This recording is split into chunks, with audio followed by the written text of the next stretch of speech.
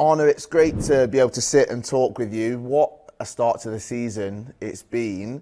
But for yourself, new city, new country, new job, how have you found it? Football is a major part of my life, so it helps a lot if you start well, so that makes it already very, very, very positive. The start of my time in this country and in a new job, and the people welcomed me in the best possible way. I think the staff that was already here helped me a lot, and the staff I took with me, I knew before I took them that they would help me a lot, and that's also what they did. And interaction between the new staff and the ones that were already here is also very positive. So apart from the results, which is of course for our fans the most important thing, and for me as well, it has been a very good start also when it comes to the way we've been welcomed over here. I'm going to be completely honest with you. I found it so refreshing how you handled the media, how you spoke about coming into Liverpool, all of the comparisons and all of the talk about the big shoes that you've got to fill.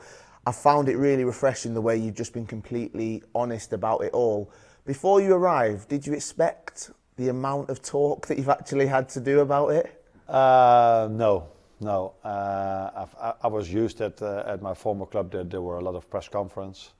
But the amount that we have here is even more than I was used to, and especially the one-on-one interviews. So in Holland it's normal that you have a press conference, everybody is there, but some broadcasters have extra rights in this country, maybe because they pay so much. So there are a lot of one-on-one interviews which I hardly had at all in Holland, so that's the main difference. For the rest, I think there are a lot of comparisons also when it comes to the media.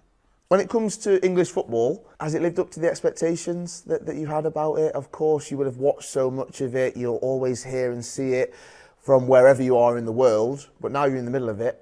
Has it lived up to those expectations? Yeah, it did. It's the best league in the world. Everybody said that before I arrived, and I have to fully agree on that. And that has two reasons, in my opinion, because they're the best players of the world. Most of them, not all of them, but most of them play here. Many of them play here. Maybe I should put it like this. And a lot of good managers that come from abroad, but also from England itself. So it's a challenging league. The main difference, I've said many times, is that if you face a team that is 12, 13, 14 or 15 or even lower, they still have players that are good enough to play at City, Arsenal, Chelsea, Man United, Liverpool, all the clubs that are maybe expected in the top 6. And that's the main difference in Holland, where if you then face a team that is 12, 13, 14 or 15, you hardly ever see a player that can play in one of the top clubs.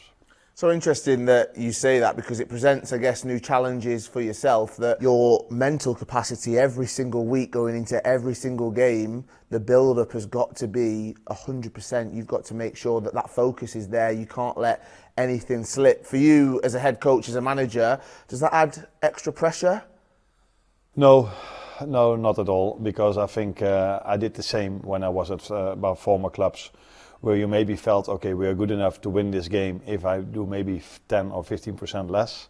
But that wouldn't feel good, and I think that would also bring the wrong signal to your team as well. I think it's more tough for the players than it is for the manager, because for them to show up every 3 days, not only in the league, not only in the Champions League, but also for the national teams, where we as managers then have 1 or 2 weeks off, that is a big difference. So for the players, it's an even harder league than for us as managers, but it's clear that for us as a manager, it's also a tougher league to work in the Premier League than to work in maybe in any other league, but especially the Dutch league. When it comes to supporters, I'm guessing you will have seen previous jobs, passion. I was actually at the Dutch Cup final last season, and yeah, I remember some of the scenes and seeing those supporters. Passion is definitely a word I'll use. I'll also use that word when it comes to Liverpool supporters. That first time you heard "You'll Never Walk Alone," can you remember that, walking out at Anfield? Yeah, I definitely can. It was a friendly game against Sevilla, and now that is a special moment. But what I like maybe the most about the fans and the passion here in England, and that's also a big difference between England and Holland, is that the away fans have a very good place, good position in every stadium, and they are there with many.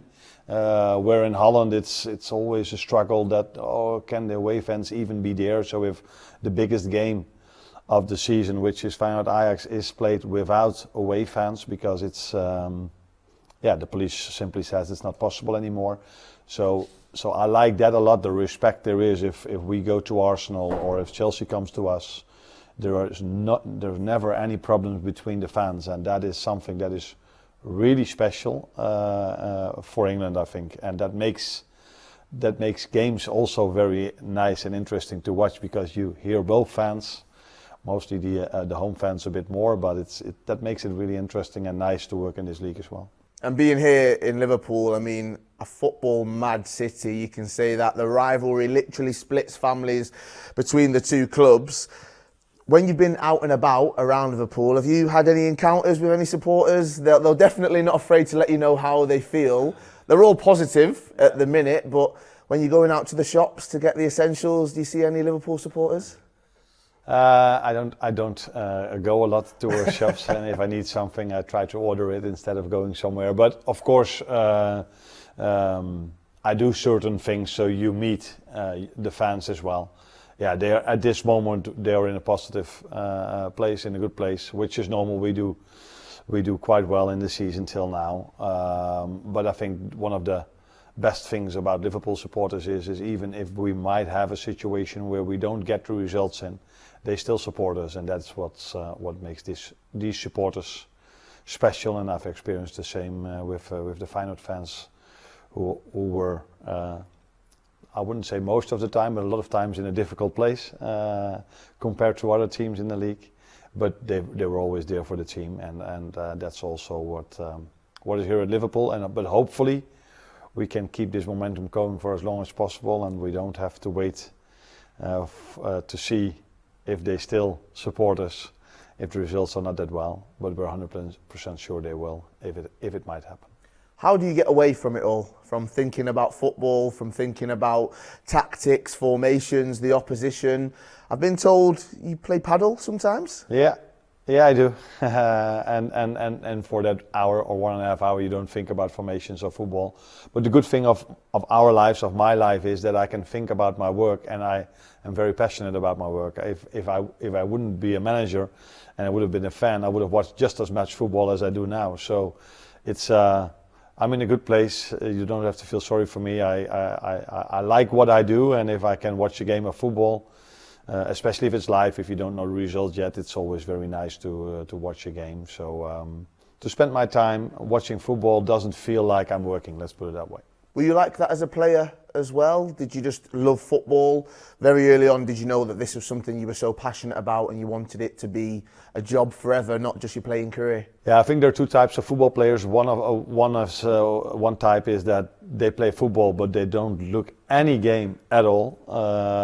They're like, oh no, I only like to play it, I don't like to watch it. And then you've got the type of players that like to play it but also like to watch it, and I'm the second type.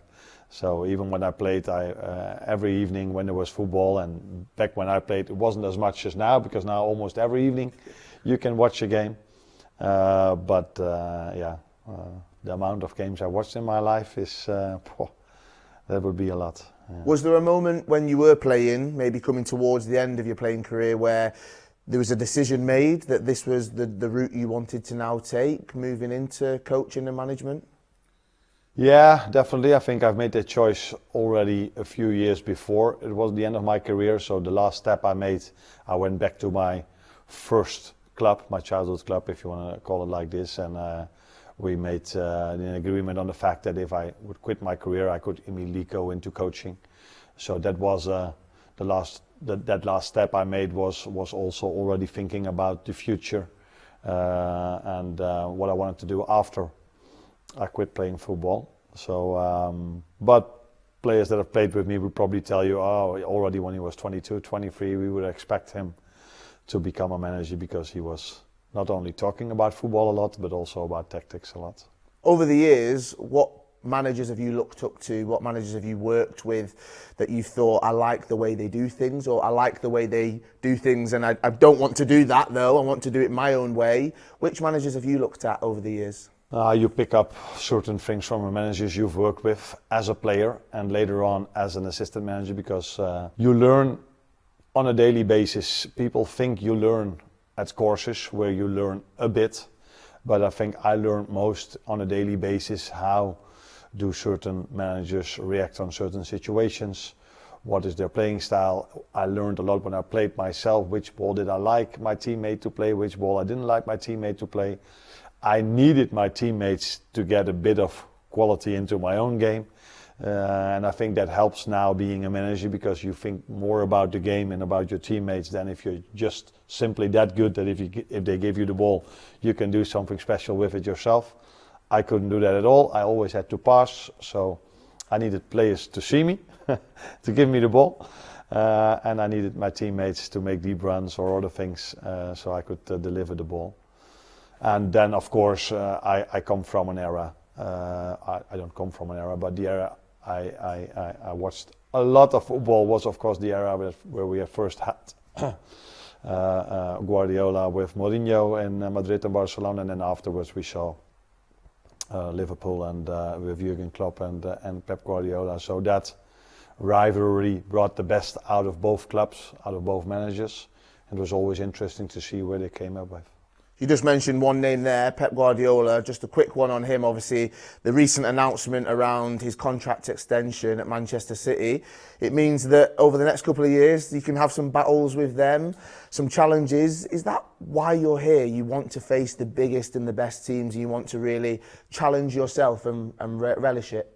Yeah, not particularly because of him, but he is one of the best managers in the world, maybe the best manager in the world. So it's always nice that he stays in England, because it's not only good for City, which which is not a thing I like, but it's a good thing for the English league that he's here. The best players and the best managers should be here, and with him that's definitely true. But they have so many quality players. If he ever makes the decision to leave, then probably City will stay up there, and it's going to be challenging to play them with or without him. But it's definitely good for the league that he stays, and it's interesting for me and for all the other coaches to face him. I'm looking forward to seeing those challenges over the years, but I'm also looking forward to seeing what you can do this season. It started brilliantly. Long may it continue. Good luck with that one, and hopefully I'll get to speak to you again at the end of the season. Thank you. Cheers.